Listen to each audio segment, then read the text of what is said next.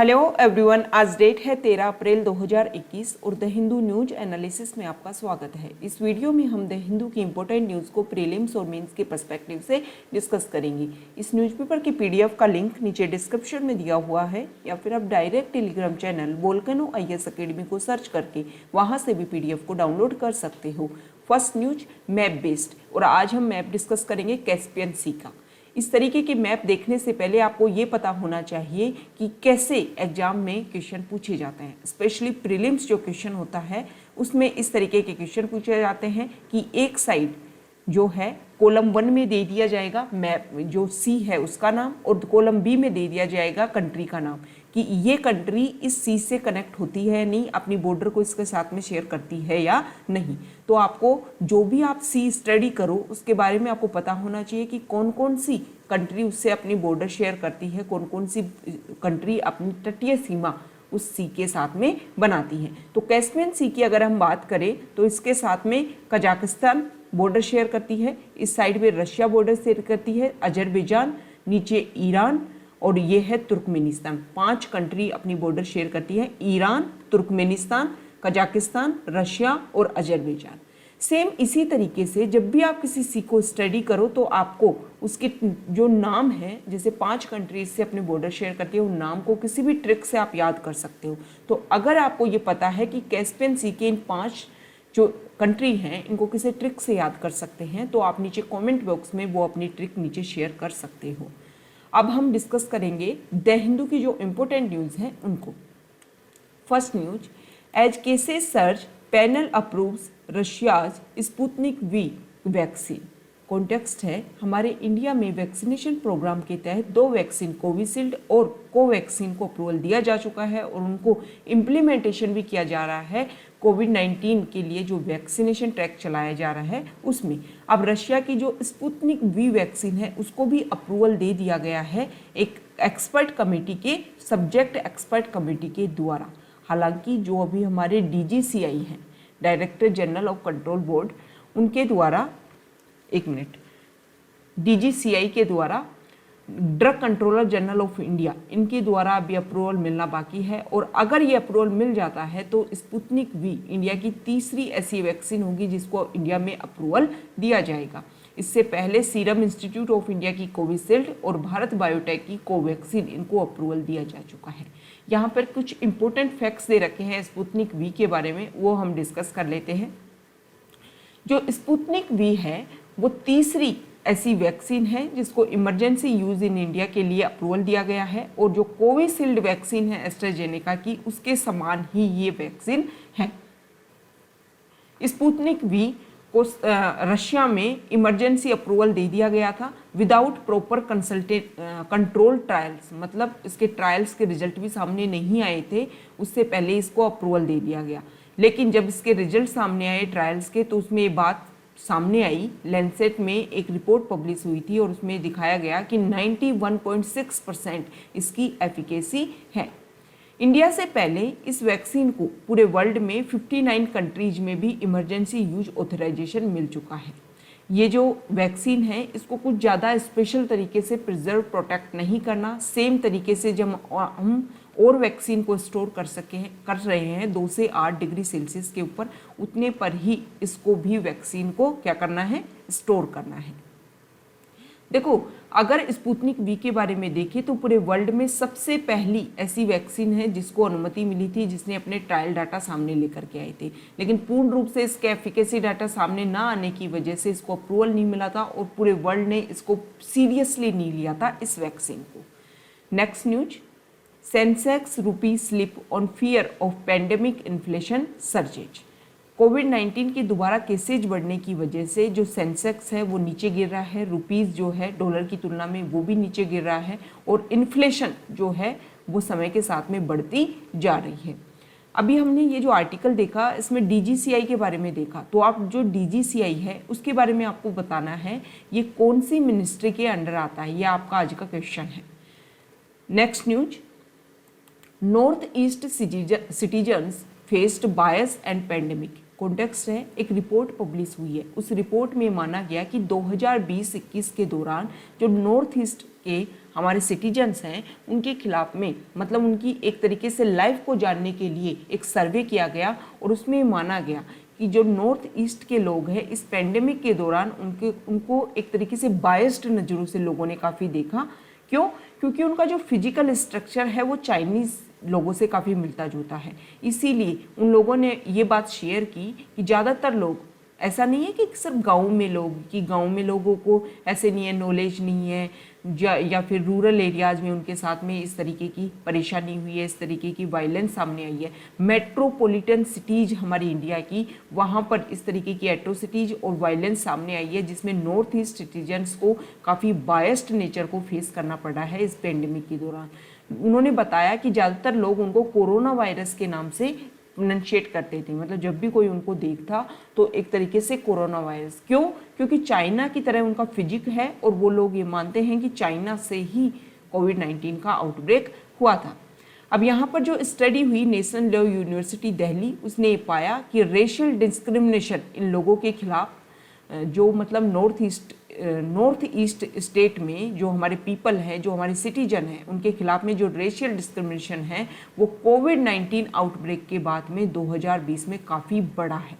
Important चीज़ है, specially जब हम सोसाइटी की बात करते हैं या मेंस आल्सो राइटिंग में इनका यूज़ कर सकते हैं कि किस तरीके से हमारे इंडिया की पॉपुलेशन सब एक समान होने के बाद में भी उनको इस तरीके के डिस्क्रिमिनेशन को फेस करना पड़ रहा है। अब इस सर्वे में 78% पीपल ने ये बात बोली कि नॉर्थ ईस्ट पीपल जो हैं उनका फिजिकल अपीयरेंस जो है वो चाइना से मिलता जुलता है, और यही मेन कारण है इस प्रिजुडिस नेचर का। मतलब ज़्यादातर लोग जो उनके खिलाफ में वायलेंस करते हैं उसका मेन कारण है कि उनका फिजिक चाइना की जो पॉपुलेशन है उससे मिलता जुलता है। 32.3% share of incidents which go unreported across the country, मतलब ऐसे जो इंसिडेंट होते हैं ना जिनमें से 32.3% इंसिडेंट की तो रिपोर्ट ही नहीं की जाती है, FIR ही नहीं दर्ज करवाई जाती है। 60% share of persons who said their studies and work were seriously hampered bye such experience, जब ऐसे लोगों के साथ में इंसिडेंट होते हैं तो 60% लोगों का कहना है कि उनकी स्टडी और वर्क काफ़ी सीरियसली अफेक्ट होता है इन चीज़ों से। इसके अलावा ये बोला गया 30% लोगों ने ये बात बोली कि जब वो लोग FIR first information report police को देने गए तो पुलिस ने इसको कॉमन इशू मान करके इसको रिफ्यूज़ कर दिया, मना कर दिया कि नहीं इसकी क्या रिपोर्ट दर्ज होगी, तो नॉर्मल बात है। उन्होंने बोल दिया क्या इसको इतना सीरियसली लेना है। तो मतलब जो हमारा एडमिनिस्ट्रेशन है वो भी इसके खिलाफ में एक एक्शन लेने के लिए तैयार नहीं है। तो काफ़ी सीरियस इशू है, क्योंकि हम सब मिल करके एक इंडिया, एक कंट्री, एक देश, उसी के सब पॉपुलेशन है, सब सिटीजन हैं, तो सभी को जिस तरीके से फंडामेंटल राइट्स के तहत right to equality, right to freedom मिला हुआ है, तो किसी के खिलाफ में भी सिर्फ आप फिजिक के आधार पर किसी को कंपेयर नहीं कर सकते और कंपेयर करके इस तरीके के कमेंट पास नहीं कर सकते, क्योंकि आप कमेंट पास करके चले जाते हो लेकिन वो जो व्यक्ति जो उससे अफेक्ट होता है उसकी लाइफ उससे अफेक्ट होती है।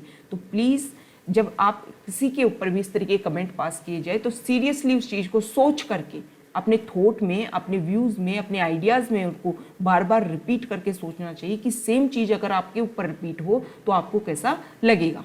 Next news, government bars meals on short hall flights. जो हमारी मिनिस्ट्री ऑफ सिविल एविएशन है उसने बार लगा दिया है, रोक लगा दिया है कि अगर कोई फ्लाइट 2 घंटे से कम की है तो उसमें कोई भी खाना नहीं परोसा जाएगा। जो आपके मतलब एक तरीके से यात्री जा रहे हैं, ट्रेवलर्स जा रहे हैं, उनको आप कोई भी खाना नहीं परोसोगे। सेम इसी तरीके की रोक लगाई गई थी पिछले साल भी, जब कोविड-19 के पेंडेमिक के केसेज बहुत ज़्यादा बढ़ रहे थे, और अब दोबारा से कोविड-19 पेंडेमिक के केसेस काफ़ी बढ़ रहे हैं, उसी को ध्यान में रख करके ये रोक लगाई गई है। Amid sharpest spike, Haryana imposes night curfew. कोविड-19 के केसेज पहले महाराष्ट्र में सबसे ज़्यादा आ रहे थे, अब धीरे धीरे इंडिया के हर स्टेट में केसेज बढ़ने लग गए हैं। इसीलिए जो हरियाणा स्टेट है उसने भी नाइट कर्फ्यू को इम्पोज कर दिया है, और इसके अलावा और भी रिस्ट्रिक्शंस वहाँ पर लगाए गए हैं। 24 hour ban on Mamata's campaign. Context है, इलेक्शन कमीशन ऑफ इंडिया ने ममता बनर्जी जो वेस्ट बंगाल की चीफ मिनिस्टर, उसके ऊपर कुछ बैन लगा दिए कि आप 24 आवर्स तक इलेक्शन कैंपेन में भाग नहीं ले सकती, क्योंकि उन्होंने कुछ ऐसे स्टेटमेंट पास किए थे जिससे हमारी जो सेंट्रल आर्मी है, सेंट्रल फोर्सेज, उनके खिलाफ में उन्होंने कुछ स्टेटमेंट पास किए थे। उसी को लेकर के इलेक्शन कमीशन ऑफ इंडिया ने बोला कि आपने जो मॉडल कोड ऑफ कंडक्ट है उसका वायलेशन किया है, इसी के आधार पर आपके ऊपर ये बैन कुछ समय के लिए लगाया जाता है। Election Commission of India constitutional body है, आर्टिकल 324 के तहत ये आती है। हमारे स्टेट लेजिस्लेटिव असेंबली, हमारी जो मेंबर ऑफ पार्लियामेंट के लिए और इसके अलावा प्रेसिडेंट और वाइस प्रेसिडेंट, इन चुनाव करवाने के लिए ये जिम्मेदार है, रिस्पॉन्सिबल है। मतलब ये चारों चुनाव कौन करवाता है? Election Commission of India. लेकिन जो हमारे जैसे म्यूनिसिपैलिटीज़ के जो चुनाव होते हैं या फिर रीजनल लोकल बॉडीज़ के जो चुनाव होते हैं वो स्टेट इलेक्शन कमीशन के द्वारा वो चुनाव कंडक्ट किए जाते हैं। तो ये स्पेशल डिफरेंसेज है, ये आपको पता होना चाहिए। नेक्स्ट न्यूज यहाँ देखिए, एडिटोरियल पेज पर कुछ डाटा सामने आए हैं। इसमें वेस्ट बंगाल इलेक्शन में 2016 से कंपेयर, 2016 में वहाँ पर असेंबली इलेक्शन हुए थे और अब 2021 में असेंबली इलेक्शन हो रहे हैं 5 साल के बाद में। तो यहाँ पर बताया गया है कि 135 सीट पर अब तक चुनाव कंप्लीट हो चुके हैं और उसमें माना गया है कि जो वोटर जो उपस्थित हुए हैं उनमें संख्या में कमी आई है। इसके अलावा अगर लेजिस्लेटिव असेंबली से कंपैरिजन किया जाए तो वोटर्स की संख्या में इंक्रीमेंट हुआ है, मतलब लोग उन्होंने ज़्यादा आकर के वोट दिए हैं, ज़्यादा उन्होंने अपनी उपस्थिति दर्ज कराई है। नेक्स्ट न्यूज,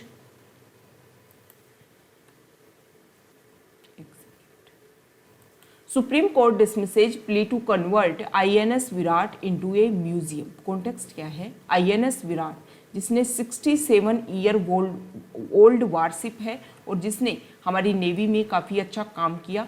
अब ये जो INS विराट है, इसको INS विराट जो एयरक्राफ्ट कैरियर था नेवी का, उसको डीकमीशन कर दिया गया और डीकमीशन करने के बाद में एक प्राइवेट फर्म ने इसको ले लिया। जब इस प्राइवेट फर्म ने ले लिया तो एक PIL फाइल की गई सुप्रीम कोर्ट में कि देखो INS विराट ने काफ़ी अच्छा काम किया, तो एक म्यूजियम के रूप में इसका यूज़ किया जा सकता है INS विराट का, ताकि काफ़ी टूरिज्म को हम कर सके और जो लोग हैं उसको अवेयरनेस क्रिएट किया जा सके कि किस तरीके से INS विराट ने बहुत ही बेहतरीन प्रोजेक्ट में अपना काम किया था। लेकिन अब सुप्रीम कोर्ट ने ये बोला है, और पहले भी ऑर्डर आया था, कि जो प्राइवेट कंपनी जिन्होंने लिया है इस वेसल को, इस एयरक्राफ्ट कैरियर को, वो उनकी पर्सनल जिम्मेदारी, अगर वो चाहें तो करें इसको म्यूजियम के रूप में क्रिएट। हम उसको प्रेशराइज नहीं कर सकते कि आपने ये लिया है लेकिन आप इसको म्यूजियम के रूप में कन्वर्ट कीजिए। Next news, French foreign affairs minister arriving today. देखो, इंडिया की विजिट पर रेगुलर कोई ना कोई देश से कोई ना कोई मिनिस्टर रेगुलर इंडिया की विजिट पर है। अब फ्रांस के फॉरेन अफेयर्स मिनिस्टर जो हैं वो इंडिया की विजिट पर है और वो रायसीना जो टॉक है उसमें भाग लेंगे। अब ये जो रायसीना डायलॉग है वो आपको पता होना चाहिए कि रायसीना डायलॉग होती क्या है। 2016 से रायसीना डायलॉग स्टार्ट हुई थी, इसका फर्स्ट एडिशन 2016 में हुआ था और इस रायसीना डायलॉग का ये मतलब इसका मेन रीजन ये है, टारगेट ये है कि ग्लोबल कम्युनिटी के द्वारा जो मोस्ट चैलेंजिंग इश्यूज जैसे कि क्लाइमेट चेंज को लेकर के या पोल्यूशन को लेकर के, इसके अलावा क्लीन वाटर को लेकर के, क्लीन एयर को लेकर के, जॉब अपॉर्चुनिटी को लेकर के, मतलब जो भी चैलेंजिंग इश्यूज को फेस किया जाता है उनको एड्रेस करने के लिए एक मल्टीलेटरल कॉन्फ्रेंस है। इस डायलॉग में मल्टी स्टेक होल्डर मतलब सब लोग, global leaders in policy, business, media, civil society, ये सब लोग मिलते हैं और दिल्ली में ये मीटिंग आयोजित होती है और इसमें ये सब मिलकर के एक कोऑपरेशन की बात करते हैं कि किस तरीके से हम अलग अलग हिस्सों के ऊपर काम करके आपस में कोऑपरेशन करके इन प्रॉब्लम्स को, इन इश्यूज को सॉल्व किया जा सकता है। ये जो डायलॉग है उसमें मिनिस्ट्री ऑफ एक्सटर्नल अफेयर्स के द्वारा और ऑब्जर्वर रिसर्च फाउंडेशन, इन दोनों के द्वारा कोलैबोरेशन में इस कॉन्फ्रेंस को होस्ट किया जाता है। तो इस रायसीना डायलॉग में जो फ्रांस के मिनिस्टर है वो इस पार्टिसिपेट करेंगे। इसके अलावा UNSC, United nation security council की एरिया फॉर्मूला मीटिंग, देखो ये नाम जो है काफ़ी इंपॉर्टेंट हो जाता है। 2 मीटिंग्स के बारे में हमने देखा, रायसीना डायलॉग और एरिया फॉर्मूला मीटिंग। प्रीलिम्स में पूछ लेंगे कि ये जो नाम है वो किससे रिलेटेड है, किसको लेकर के न्यूज़ में था। तो एरिया फॉर्मूला मीटिंग UNSC की रिलेटेड मीटिंग है, ये आपको नाम ध्यान होना चाहिए, इसके बेसिक फैक्ट्स आपको जानने चाहिए। एरिया फॉर्मूला मीटिंग की अगर हम बात करें तो उसमें UNSC, United nation security council, जिसका नॉन परमानेंट मेंबर बने हुए इंडिया को 3 महीने हो गए हैं, तो उसमें इसकी मीटिंग हुई मार्च में और इसमें कुछ ऐसी चीज़ें थी जिसमें इशू क्रिएट हुए थे।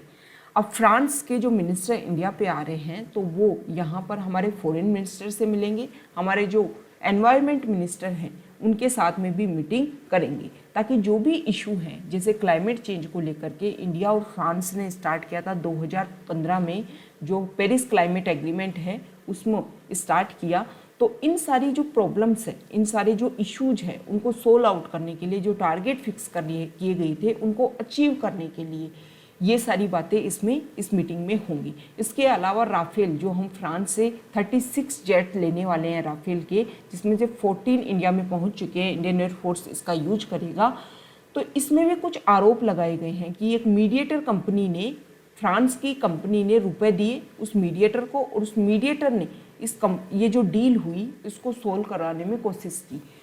तो ऐसे कुछ आरोप लगे हैं, तो उसके बारे में भी डिस्कशन किया जा सकता है इस मीटिंग में। नेक्स्ट न्यूज यहाँ देखिए, military exercise in Bangladesh ends.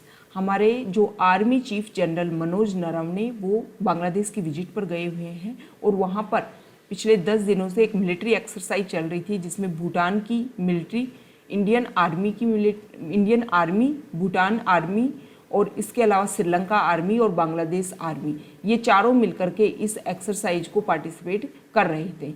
इस मल्टीनेशनल मिलिट्री एक्सरसाइज शांतिर ओर्गो सेना, इसमें 4 देश मिलकर के इस मिलिट्री एक्सरसाइज में पार्टिसिपेट कर रहे थे। इसके अलावा बहुत सारे स्टेट ऐसे थे जैसे US, UK, Russia, Turkey, Saudi Arabia, Kuwait and Singapore, जो ऑब्जर्वर के रूप में इस पार्टी में आए हुए थे। ये जो 4 कंट्रीज थे उन्होंने तो पार्टिसिपेशन किया था और ये ऑब्जर्वर के रूप में वहाँ पर उपलब्ध थे। देखो, इस तरीके की एक्सरसाइज जब सामने आती है तो एक तरीके से जो हमारे डिफेंस टाइज हैं वो स्ट्रेंथन होते हैं और नेबरहुड कंट्रीज में बीच में अगर कोई रिलेशन है या फिर पीस कीपिंग ऑपरेशन में हम इफेक्टिवली एक दूसरी आर्मी का साथ दे सकते हैं, स्पेशली हमारे रीजनल एरिया में अगर ऐसी कोई परेशानी सामने आए तो। और एक्सरसाइज कंडक्ट होने से ना सिर्फ हमारे आर्मी रिलेशन अच्छे होते हैं बल्कि हमारे जो देश के जो बायलैटरल रिलेशन है वो भी काफ़ी अच्छे होते हैं। स्पेशली साउथ एशिया जो काफ़ी वोलेटाइल है, वहाँ पर पीस एस्टेब्लिश करने के लिए इस तरीके की जॉइंट एक्सरसाइज होना बहुत ज़्यादा जरूरी है। Next news, Chandra appointed chief election commissioner. President Ramnath Kovind ने इलेक्शन कमिश्नर सुशील चंद्रा जो कि नेक्स्ट चीफ इलेक्शन कमिश्नर होंगे, क्योंकि सुनील अरोड़ा का जो टेन्योर है वो मंडे को खत्म हो गया और नए chief election commissioner Sushil Chandra को अपॉइंट कर दिया गया। अगर हम चीफ इलेक्शन कमिश्नर के बारे में देखें या फिर इलेक्शन कमीशन के बारे में स्टडी करें तो आर्टिकल 324 के तहत इलेक्शन कमीशन आता है। इलेक्शन कमीशन में एक शुरुआत में जो इलेक्शन कमीशन था वो सिंगल मेंबर बॉडी था, लेकिन समय के साथ में जब 1989 का समय आया और जब हमारी जो वोटिंग एज 21 से घटा करके 18 कर दी गई, उस समय इसको मल्टी मेंबर बॉडी, मतलब एक चीफ इलेक्शन कमीशन और 2 इलेक्शन कमिश्नर इसमें अपॉइंट किए गए। बाद में दोबारा से इसको सिंगल मेंबर बॉडी बना दिया गया, लेकिन दोबारा से 1993 से इसको मल्टी मेंबर बॉडी है और तब से अब तक ये मल्टी मेंबर बॉडी के रूप में ही काम करता है। इसकी जो एज है कि ये जो चीफ इलेक्शन कमिश्नर और इलेक्शन कमीशन होंगे उनमें 6 साल या फिर 65 साल, या तो 6 साल उनका टेन्योर कंप्लीट हो जाए या फिर उनकी एज हो जाए 65 ईयर्स। हमारे कॉन्स्टिट्यूशन में जो इलेक्शन कमिश्नर हैं उनके बारे में, इलेक्शन कमीशन का कि उनकी क्या तो क्वालिफिकेशन होगी, कितना उनका टेन्योर होगा और वो रीअपॉइंट होंगे या नहीं होंगे, इसके बारे में कुछ भी नहीं बताया गया, मतलब क्लियरिफिकेशन नहीं किया गया है हमारे कॉन्स्टिट्यूशन में। Next news, concern as over 50 Supreme Court employ test positive. हमारा जो सुप्रीम कोर्ट है वहाँ पर 50 से ज़्यादा स्टाफ पॉजिटिव हो गया है। इसी के लिए जो दोबारा से पिछले साल कोविड-19 के दौरान जब लॉकडाउन लगा हुआ था, जब भी ज़्यादातर केसेज वीडियो कॉन्फ्रेंसिंग के थ्रू ही सोल्व किए गए थे, तो दोबारा से वीडियो कॉन्फ्रेंसिंग जो है उसको दोबारा से अलाउ किया जा रहा है ताकि ये जो कंसर्न है, पेंडेमिक है, वो फैल रहा है, उसको रोका जा सके। Amid surge lakh take dip in Ganga. कोविड-19 के केसेज बढ़ रहे हैं, लेकिन फिर भी इस पेंडेमिक में बहुत सारे लोगों ने उत्तराखंड के हरिद्वार में गंगा नदी में एक डिप ली, क्योंकि कल एक सोमवती अमावस्या थी और उसको काफ़ी पवित्र दिन माना जाता है कि अगर किसी अच्छी नदी में, पवित्र नदी में उस दिन स्नान लिया जाता है तो वो काफ़ी अच्छा होता है। नेक्स्ट न्यूज फॉरेन पेज से है। Iran blames Israel for nuclear plant outage, pledges revenge. Context सबसे पहले हम देख लेते हैं। ईरान जो है, ईरान में जो नतांज जगह है, वहाँ पर उन्होंने एक न्यूक्लियर पावर प्लांट बनाया था अंडरग्राउंड। वहाँ पर पे जो पावर फैसिलिटी है वो अचानक से ब्लॉकेड कर दी जाती है। तो इसमें ईरान ने ब्लेम किया है इजराइल के ऊपर कि इजराइल नहीं चाहता कि ईरान जो है वो न्यूक्लियर डील में या न्यूक्लियर वेपन्स में अपने आप को पावरफुल कर सके, क्योंकि इजराइल जो है वो बिल्कुल इसको इंक्रीज करना नहीं चाहता। एक तरीके से इजराइल ने, ये ईरान ने आरोप लगाए हैं इजराइल के ऊपर कि जो भी न्यूक्लियर डील टॉक्स है उसमें इजराइल का ये एम है कि इसको ख़राब किया जा सके, और इस तरीके की जो माइनर एक्सप्लोजन है ना, वो बिल्कुल पॉसिबल है कि इसमें इजराइल का हाथ है। पहले भी इजराइल के द्वारा कोशिश की गई है ईरान को रोकने की। Next news, China extend $500 million loan to Lanka.